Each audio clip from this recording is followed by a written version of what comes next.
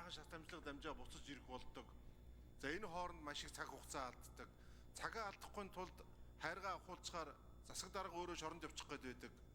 Экологийн асуудал гээд маш одоо хүнд ялтай ийм асуудал руу орчих гээд байдаг гэд. Ингээд нэг энэ цөөхөн барилгынхаа хугацаанд ажлаа явуулахад маш хүндрэлтэй ийм зүйл байна. Ялангуяа түгээмэл дээр нэг их зовлонтой юм байгаа нь юу гэхээр ер нь одоо жирийн айл нэг хаяаны манаацны шороогоо авчихад л ер нь шоронд явчих хэмжээнд очсон ийм муухай хатуу зохицуулттай. Тэгээ маш их шат амжилга дамжсан. Тэгээ аймаг сумын иргэдийн хурлыг одоо эрх мэдлийг нь одоо бууруулсан. Тэгээл ердөө шууд дээрэл бүх юмаа шийднэ гэдэг нэг ийм маш хүнд хууль байна. Тэгэхээр энийг хилц хэсгийг нь бол дэмжиж байгаа. Энэ агуулгуудыг би бас оруулмаар юм шиг санагдаад байдгийн. Одоо эн чинь хоёр дахь нэг асуудал бол ашигт малтмалын төлбөр, ашигласны төлбөрийг тухайн компани тендер шалгарахдаа тэдэн төгрөгөөр бид нэр тооцож тушаана гэж хэлчихэд яг амьдрал дээр тушаад. Тэгэл нэг сумын дарга байгаль орчны байцаагч хоёр энийгээ тушаачаачаа гэж гуйгаал байна. Хогийг чинь цэвэрлээд бартартаад өгийлгэн маш зовлонтой.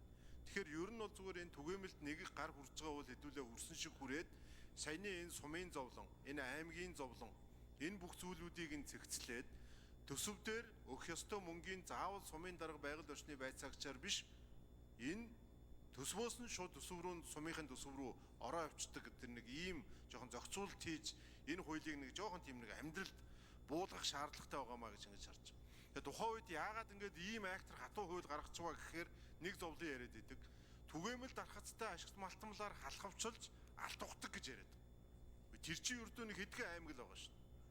Энэ хангай аймаг, ар хангай, өөр хангай, энэ төв аймаг. Энэ хаваар л алт ухцгаа болохоос өөр одоо бусад сумаар одоо түгээмлээр халахвчилж алт ухаад байгаа газар мэдэхгүй.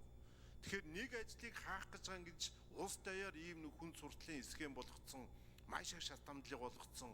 Төрийн байгууллагаасаа эхлээд жирийн иргэн хаяаны манаацны шороогоо хүртэл авч чадахгүй байдалд аваачаа хийцсэн энэ хуулийг бол одоо би бол нэлээд сайн зэгцлэхэн зүйтэй гэж ингэж бас үзэж.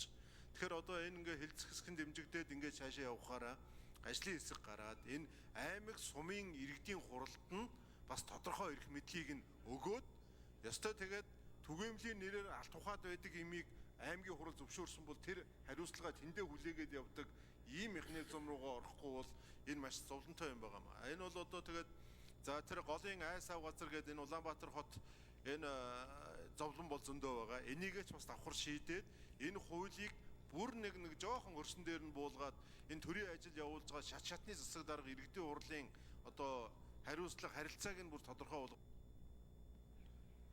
За санал хэллээ. Жигждийн бат жаргал шүү.